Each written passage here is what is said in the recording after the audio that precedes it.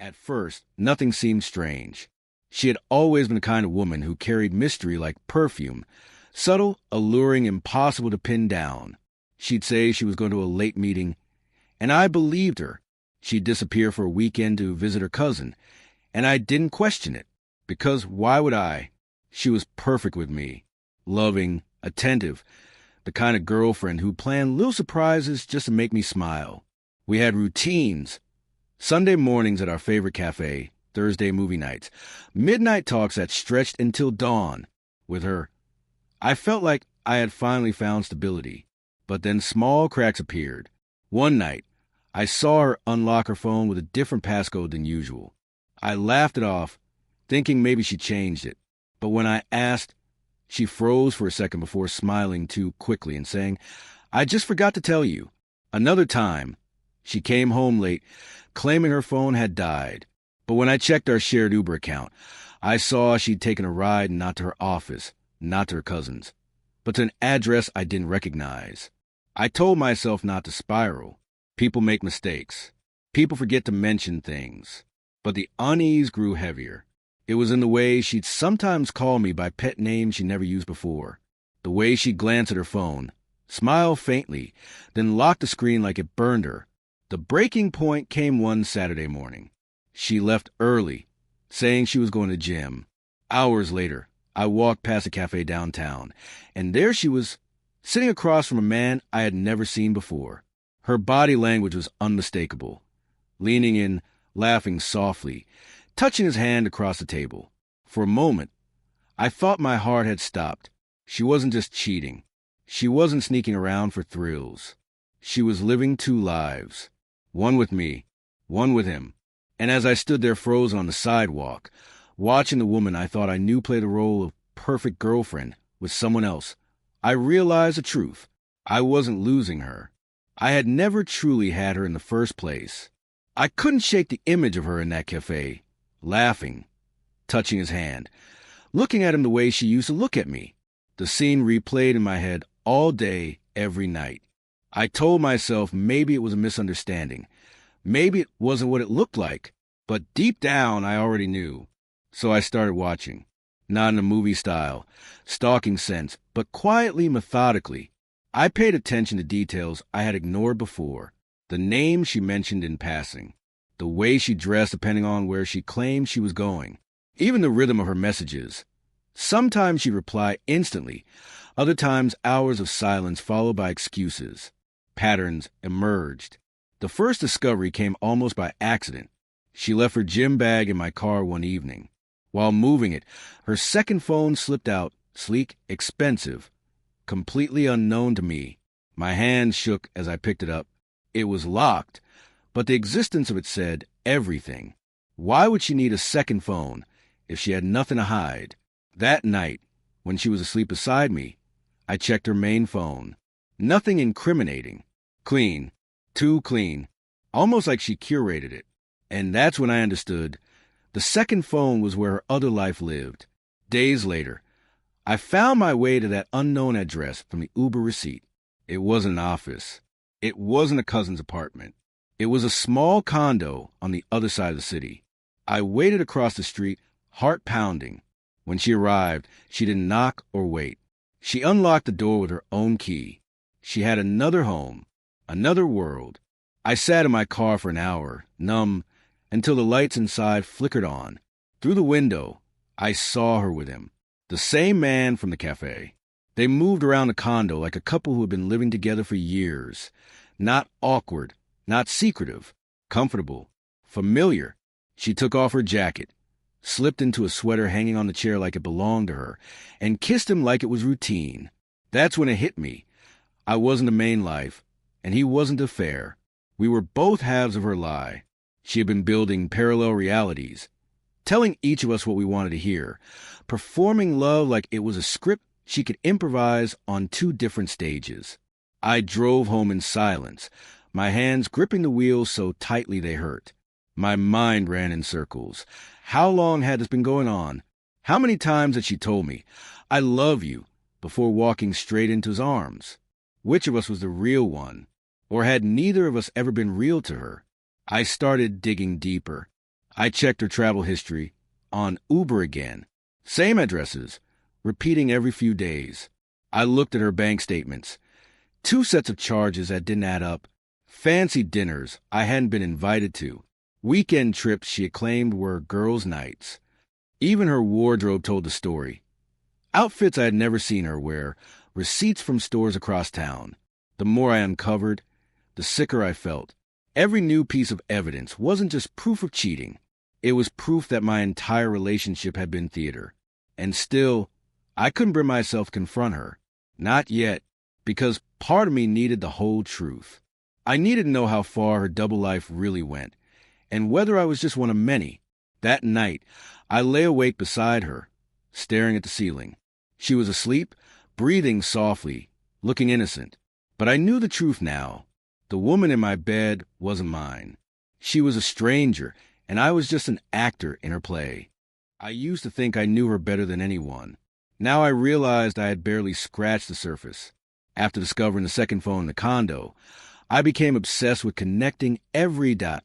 It wasn't enough to know she was living 2 lives. I needed to see how far the lies spread. So I started tracking everything. I bought a small notebook and carried it everywhere. Every time she gave me an excuse, working late, meeting with friends, family dinner, I wrote it down. Then I compared it with Uber rides, credit card charges, the time she went silent on her main phone. The patterns were undeniable. She was cycling between me and him like clockwork. 3 nights with me, then 2 nights with him, back and forth, like I was just a slot on her calendar. The second phone haunted me. I couldn't unlock it, but I noticed how careful she was with it. She never left it unattended. She always kept it on silent, tucked away in her bag. When I asked casually why she had it, she gave a half smile and said, "Work backup. Everyone has 2 phones now." And she said it so smoothly that, if I hadn't known, I might have believed her. That's when I realized something chilling. She wasn't clumsy. She wasn't careless. She was good at this. Too good. Her lies weren't spur of the moment. They were rehearsed.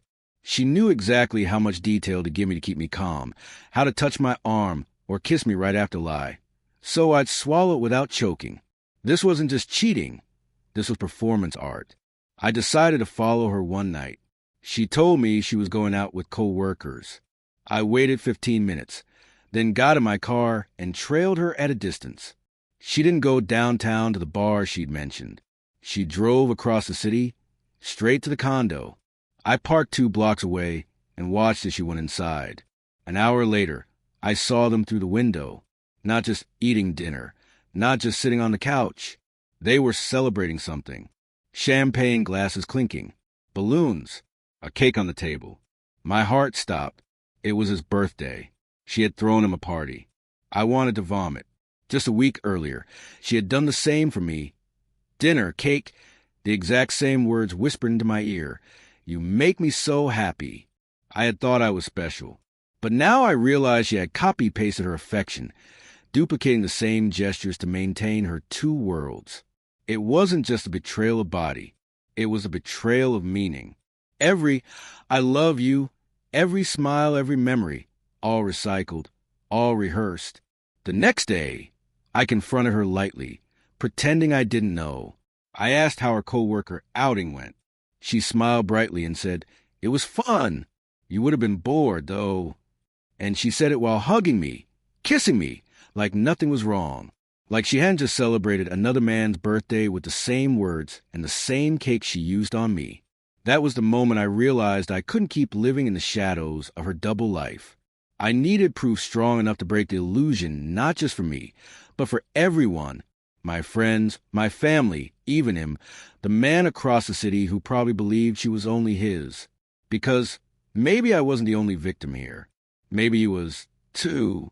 And if she had built 2 lives so perfectly, how many more were hidden behind locked phones and whispered excuses? The thought chilled me, but it also gave me resolve. This wasn't just about heartbreak anymore. This was about exposing the truth. And I was done being one of her actors. The more I uncovered, the more it felt like I was unraveling a web she had spent years weaving. This wasn't just cheating. This was architecture. A double life built brick by brick, lie by lie, until it stood like a house with two front doors. And I had walked through one, while another man walked through the other, both of us convinced we were home. I knew now that it wasn't enough to keep collecting receipts and silent observations.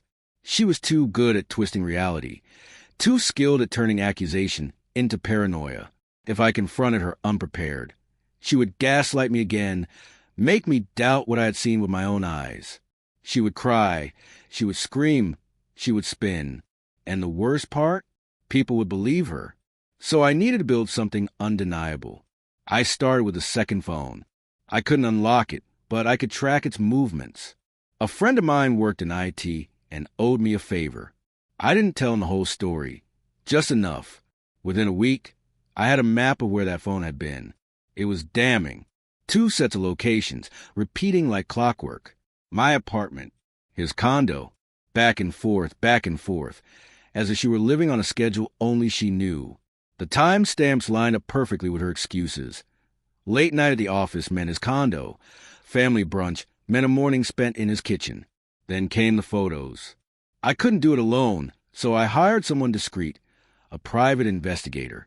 It felt dirty, like I was sinking into her world of secrets, but I needed proof stronger than my word.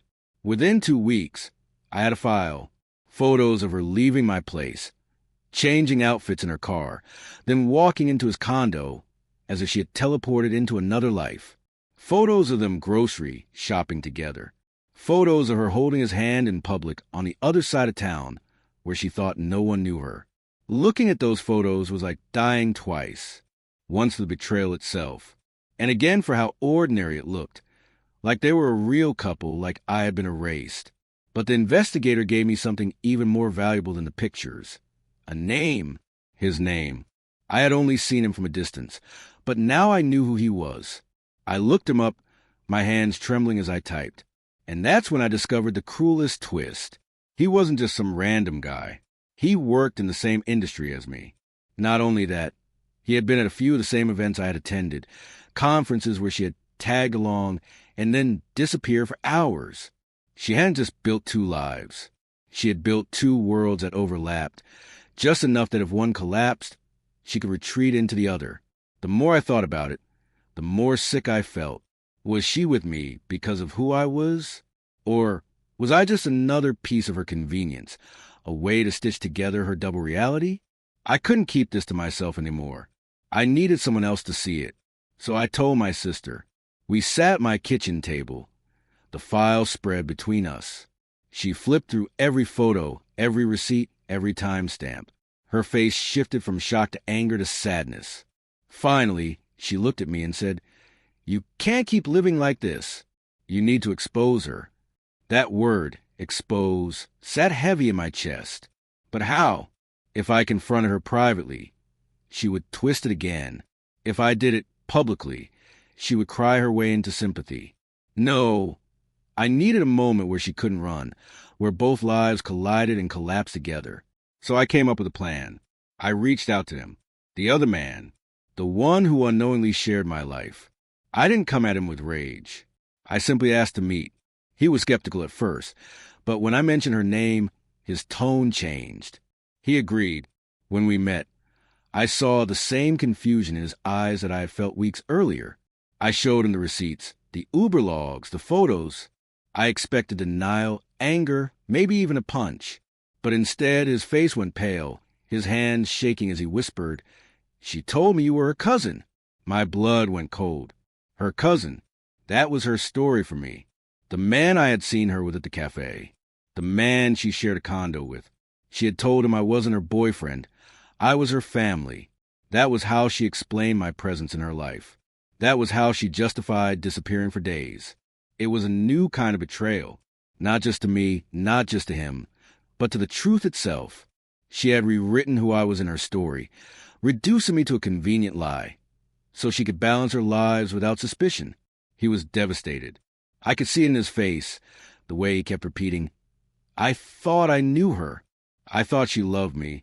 And for the first time, I realized I wasn't alone. I wasn't the only victim. Together, we decided on what to do next. We would confront her, not separately, not in whispers, but together in the same room, where she couldn't juggle her two stories anymore. I could already imagine her reaction. The tears, the rage, the denial.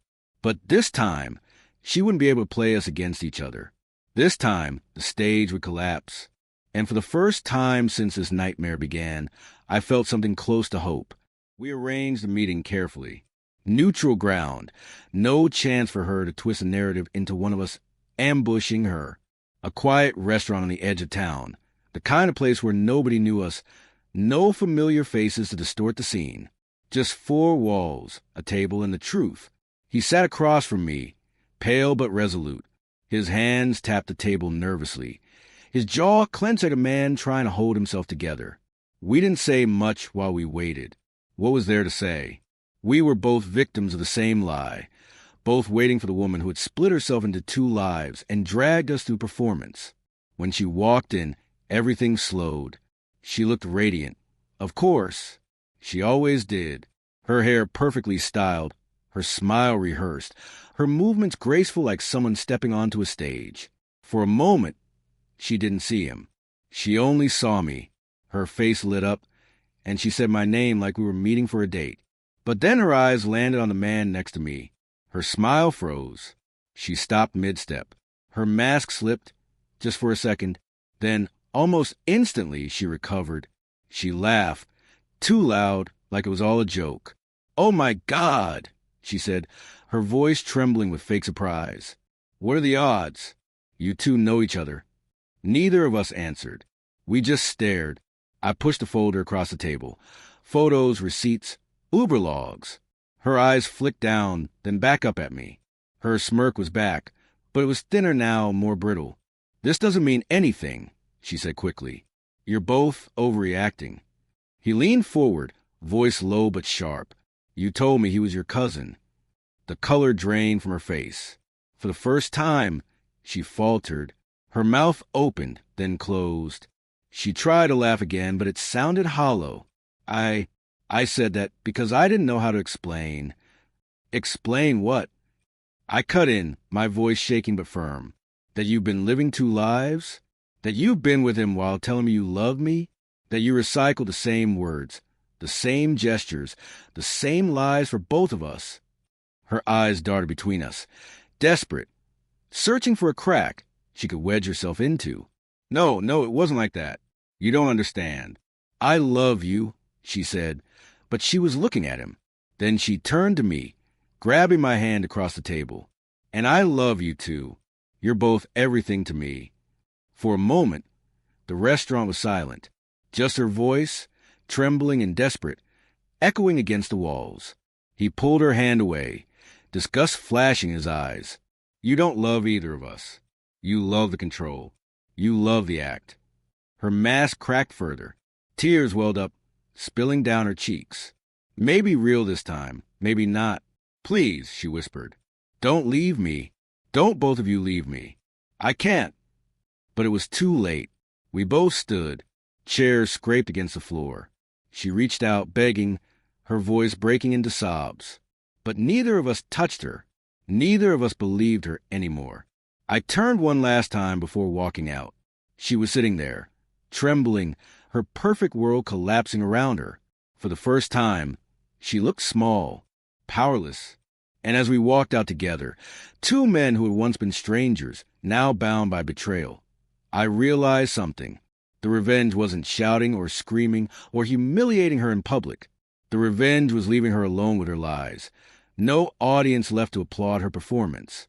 When we walked out of that restaurant, leaving her behind with nothing but her tears and the wreckage of her lies, I thought that was the end. But with her, endings never came so easily. That night, my phone lit up over and over, first with calls, then with texts, then with voicemails, long and messy, swinging wildly between rage and desperation. How dare you humiliate me like that? You don't understand. I love you. I love both of you. If you walk away from me, you will regret it for the rest of your life. Her voice cracked in every message, one moment furious, the next pleading. I didn't reply. Neither did he. And maybe that silence was what broke her more than anything else. Because the next day, she showed up at my apartment. I opened the door and there she was, disheveled, mascara smudged, hair messy, not the perfectly composed woman I had known. Her voice was raw when she said my name. Please, don't do this. Don't throw me away. I almost pitied her. Almost. But then I remembered the photo of her kissing him, the receipts, the second phone, the condo. I remembered the way she had told him I was her cousin, the way she had sat across from me at dinner, lying with a straight face.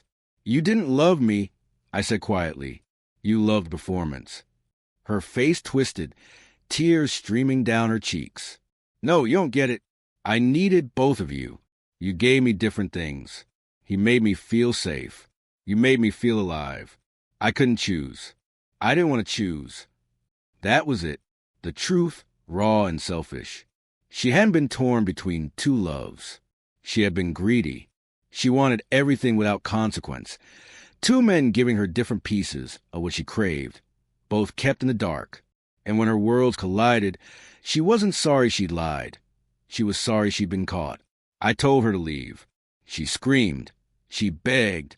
She pounded on the door until the neighbors came out into the hallway.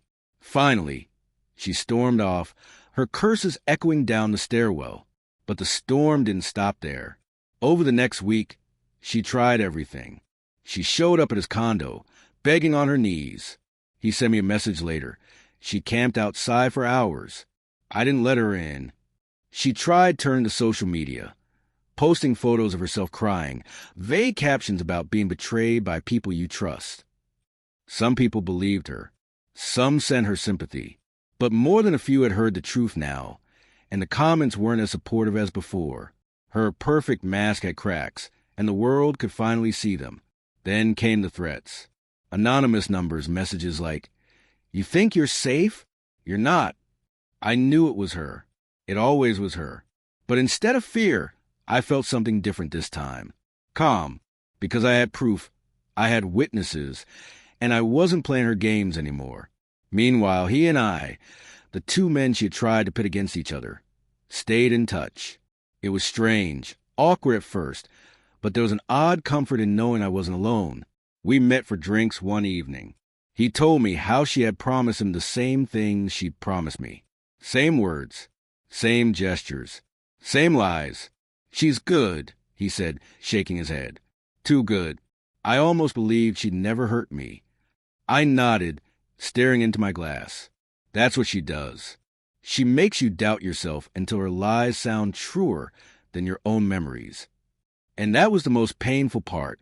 Not just a betrayal, but the way she had twisted my reality made me question every instinct, every red flag. But slowly, I began to feel lighter. I cleaned out the apartment, throwing away the little things that reminded me of her. The sweater she always wore on cold mornings. The mug she claimed made coffee taste better. The photos of us smiling, fake smiles built on a fake life. Each item gone was like a weight lifted. And for the first time in months, I slept through the night without waking up to check if she was lying beside me, pretending to be mine while planning her next escape. But the story didn't end in peace for her. I heard from a friend weeks later. She had tried to rebuild with someone new, another man. But the cracks in her story were showing faster now. People whispered. People warned. Her mask wasn't shining the way it used to. She had lost the power of surprise. And that's when it hit me. The real revenge wasn't exposing her in that restaurant. It wasn't walking away while she begged.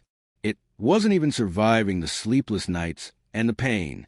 The real revenge was that her double life had collapsed. The stage she had built so carefully had burned down, and she had lit the fire herself. All I had to do was walk away and let her lies destroy her. Time has a strange way of healing and haunting at the same time. When I look back now, I see two lives. The one I lived before I knew the truth and the one I've been building since. The man I was back then, the one who trusted her, who ignored the cracks, who believed every excuse, feels like a stranger to me now. I pity him. I want to shake him, warn him, tell him what's coming. But I also understand him. Love blinds you, especially when you want to believe so badly that the person in front of you is exactly who they say they are. Her double life didn't just betray me, it rewrote me. It forced me to see how fragile trust can be, how easily someone can hold two faces, and make you doubt your own reality. And for a while, I hated her for that. I hated her for the lies, the manipulation, the second phone, the condo across the city. I hated her for making me feel like an extra in a play I thought I was starring in. I hated her for stealing years of my life and leaving me with nothing but questions. But hate is heavy, and carrying it only kept me tied to her. So I let it go. Not for her. For me. I realized the true punishment for people like her isn't revenge in the dramatic sense. It's not screaming in their face. It's not humiliating them in public. It's not even exposing them to the world. No, the real punishment is silence. Indifference. It's leaving them to sit alone with their lies. No one left to believe them. No audience to clap when they cry. And that's what happened. The last I heard, she tried to start over with someone new. At first, she pulled the same tricks. The charm, the laughter, the perfect girlfriend act. But her mask slipped faster this time. People whispered. Stories spread. The truth has a way of catching up eventually. And once the illusion cracked, she couldn't patch it up the way she used to. Meanwhile, my life became simpler. Smaller at first, then stronger. I rebuilt friendships she had nearly poisoned. I found new routines, ones that didn't include checking her phone or wondering if she was lying about where she was. I learned to enjoy silence again. Not the suffocating silence of doubt, but the peaceful silence of freedom. He, the other man, and I stayed in touch for a while. Strange, I know. Two men bound by the same betrayal. But there was comfort in it. We both understood something most people couldn't. Eventually, our lives went separate ways, but we parted as allies, not enemies. In some twisted way. Her lie created a bond she never intended. And as for me, I no longer look for perfection in someone else. I no longer ignore red flags. I no longer believe that love means sacrificing your sanity just to keep the image alive. The biggest lesson she gave me, the only gift buried beneath the rubble of betrayal, was this. Never let someone convince you that you need to shrink yourself to fit into their performance. Love isn't theater. Love isn't juggling two worlds. Love isn't a mask. It's honesty. It's presence. It's choosing one person fully, without scripts and without lies. And when I think about her now, sitting alone in the ruins of the world she built, I don't feel hate anymore. I don't feel pity, either. I feel nothing. And that nothing is the sweetest freedom I've ever known. Because in the end, she lost everything she tried control. And I walked away with the one thing she could never fake. Myself.